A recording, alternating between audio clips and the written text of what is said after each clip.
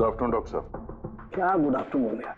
नहीं sorry, please don't mind that. लेकिन यार जब भी किसी ऐसे बेगुनाह का कत्ल देखता हूं ना तो गुड आफ्टरनून गुड मॉर्निंग से विश्वास उठ जाता है। वाकई सर कोई ठोस सबूत हाथ लगा है? फिलहाल तो ये लैपटॉप के चार्जर का वायर, इसी से गला घोटा गया है इसका। और इसकी मौत का वक्त है सुबह 9 से 9:30 के बीच। और हाँ, लाश के पास ये मोबाइल मिला है, शायद ये हमारी कुछ मदद कर सके। और बाकी सारे सबूत जिसके बारे में इंस्पेक्टर समीर बता रहे थे? सर रोहन की डायरी, ये देखिए पूरी तरह जल चुकी है, राख हो गई है।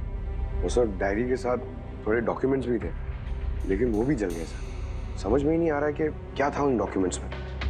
जरूर कुछ ऐसा था इसमें जिससे वो खूनी मुसीबत में पड़ सकता था, इसीलिए जला दिया सबूत और इस रोहन को भी मार दिया। सर हाँ? ये हार्ड डिस्क मुझे यहीं पे मिली थी, क्राइम सीन पे। मैंने इसे एक कंप्यूटर एक्सपर्ट को दिखा दिया, पूरी तरह चकनाचूर हो चुकी है, डेटा रिकवर नहीं हो सकता इसका। खूनी ने एक एक सबूत को खराब कर दिया है। कोई नहीं, कहीं ना कहीं कोई ना कोई सुराग जरूर मिलेगा। पूर्वी सर। इस रोहन का बैकग्राउंड चेक किया? हाँ सर, पूरा नाम रोहन कुमार, ये पुणे का रहने वाला है, यहाँ मुंबई में नौकरी कर रहा था, अकेला रहता था और यहीं इसी घर से काम करता था। क्या काम क्या करता था? जासूस था सर, बड़ी बड़ी कंपनियों में जो लाखों करोड़ों रुपए के घोटाले होते हैं उनका पर्दाफाश करता था। तब तो कई सारे दुश्मन होंगे इस रोहन के। हाँ दया, और उन बहुत सारे दुश्मनों में से असली खूनी कौन है ये शायद तुम्हें ये बताएगा। क्या है सर ये चुंबक। चुंबक? भागते हुए इंसान का फोटो है इस चुंबक पे, पर ये चुंबक रोहन के बॉडी पे क्या कर रहा था? क्या मुझे लगता है शायद ये खूनी का होगा, उसकी जेब में होगा जो भागते दौड़ते वक्त गिर गया यहाँ। तो इस पे उंगलियों के निशान तो होंगे? नहीं, एक भी नहीं? एक भी।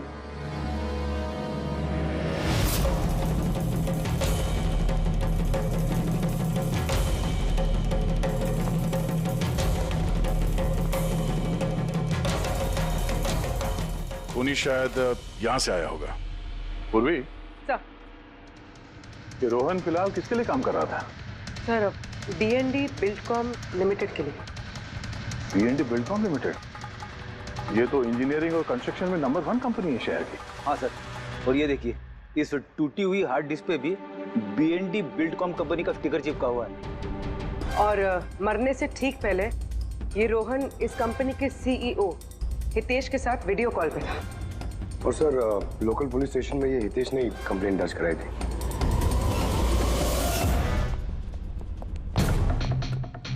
ठीक है, इतने बड़े ऑफिस में सिर्फ एक ही आदमी था क्या? लगता है सर सब लोग इंडिया का मैच देखने के लिए घर चले गए। अच्छा, आज इंडिया का मैच है? क्या स्कोर हुआ?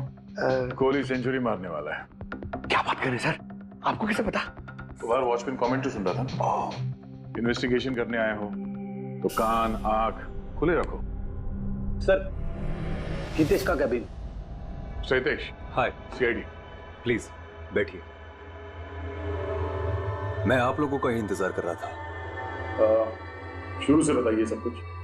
6 महीने पहले मैंने रोहन को काम पर रखा था। पिछले 5 साल से जो हमारी कंपनी में नुकसान हो रहा था वो पहले कभी नहीं हुआ। किस तरह का नुकसान? नुकसान की तो पूरी की पूरी लिस्ट पड़ी है। जो भी टेंडर हमारी कंपनी को मिलना चाहिए था वो हमारे हाथ से निकल रहा था। ये देखिए, 1100 करोड़ का रिफाइनरी कॉन्ट्रैक्ट, 3700 करोड़ का रेलवे कॉन्ट्रैक्ट और 800 करोड़ का पावर ट्रांसमिशन कॉन्ट्रैक्ट। ये भी तो हो सकता है कि जिन कंपनियों को ये कॉन्ट्रैक्ट मिला है उन लोगों ने आपसे कम रकम भरी हो टेंडर में। वही तो मैं कहना चाह रहा हूं सर, अगर अलग अलग कंपनीज को ये टेंडर मिलता तो बात समझ में आती, लेकिन ये सारे के सारे कॉन्ट्रैक्ट्स एक ही कंपनी को मिले हैं। और खास बात यह है कि उनकी रकम हमारी रकम से सिर्फ 1000 रुपए कम हुआ करती थी। सिर्फ 1000 रुपया कम? कौन सी कंपनी है? XPL infrastructure. XPL infrastructure. तो आपको ऐसा लगता है कि आपकी कंपनी में कोई ऐसा गद्दार है जो सैलरी तो आपसे लेता है पर काम इस XPL के लिए करता है? 100% कोई ना कोई तो जरूर है। और रोहन लगभग उस आदमी के नजदीक पहुंच गया था। उसने मुझे उस लास्ट फोन कॉल में यह भी कहा कि वो गद्दार एस्टिमेटिंग एंड टेंडिंग डिपार्टमेंट से है। अच्छा, ये क्राइम सीन पे हमें ये डैमेज्ड हार्ड डिस्क मिला, क्या है इसके अंदर? सर, हमारी कंपनी का 5 साल का CCTV footage, call logs, emails, हमारी कंपनी में कितने एम्प्लॉयज हैं, सब इंफॉर्मेशन इसमें थी। तो इसकी कॉपी तो होगी ना आपके पास? हाँ जी है। हम अपने साथ ले जाएंगे। श्योर।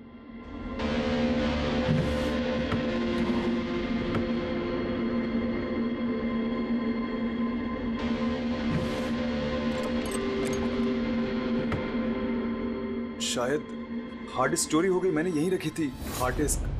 क्या? तुम्हारे कैबिन के अंदर से कोई चीज कैसे चोरी हो सकती है? शायद मेरी गैरहाजिरी में कोई आया और यहाँ से। पर आपने ऑफिस के अंदर ये सीसीटीवी कैमरा क्यों नहीं लगा? कभी जरूरत ही नहीं पड़ी सर। जरूरत बता के नहीं आती, अब पड़ी ना जरूरत। Sorry sir. और हाँ मिस्टर हितेश, आपकी कंपनी में जो एस्टिमेटिंग और टेंडरिंग डिपार्टमेंट है उसमें जितने भी लोग काम करते हैं हमें उनसे पूछताछ करनी है। सर, आज उस डिपार्टमेंट का कोई भी एम्प्लॉय ऑफिस नहीं आया है। क्यों? सबके सब छुट्टी पे गए क्या? दरअसल सबके सब मैराथन रेस में भाग लेने के लिए गए हैं, जो आज सुबह 7 से 11 के बीच होने वाली थी। हर कोई मैराथन रेस में भाग ले रहा है कि अचानक सबको रनर बनने की कैसे सूझी? नहीं, एक्चुअली हमारी कंपनी इस रन फॉर लाइफ मैराथन को स्पॉन्सर कर रही है, तो हमारे सारे एम्प्लॉयज को कंपलसरी है कि वो पार्टिसिपेट करें वहां पे, एक्सेप्ट फॉर दोस्त जिनके पैरों में या फिर घुटनों में कोई प्रॉब्लम हो। तो आपको भी तकलीफ है घुटनों में? जी। अच्छा, इस डिपार्टमेंट में कितने लोग काम करते हैं? 10 लोग। और 10 के 10 मैराथन रेस में गए? जी सर। अगर कोई ना गया होता तो मुझे जरूर पता होता सर। सर, अगर पूरा का पूरा डिपार्टमेंट मैराथन में दौड़ रहा था जिस वक्त रोहन का खून हुआ, तो फिर खून किया किसने? शायद किसी कॉन्ट्रैक्ट किलर ने। एक मिनट मिस्टर हितेश, आपके पास ये मैराथन रेस का कोई ब्रोशर या कोई लेटर है? Yes sir, I will get it. क्या हुआ सर? चुंबक पे वो दौड़ता हुआ इंसान, मैराथन रेस, अभी पता चल जाएगा। ये रहा brochure.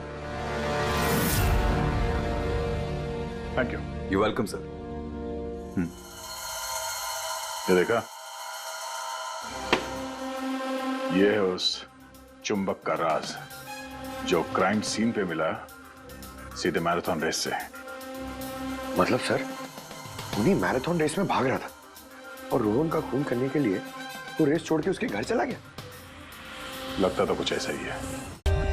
For more updates, subscribe to our channel, click the show links and enjoy watching the videos.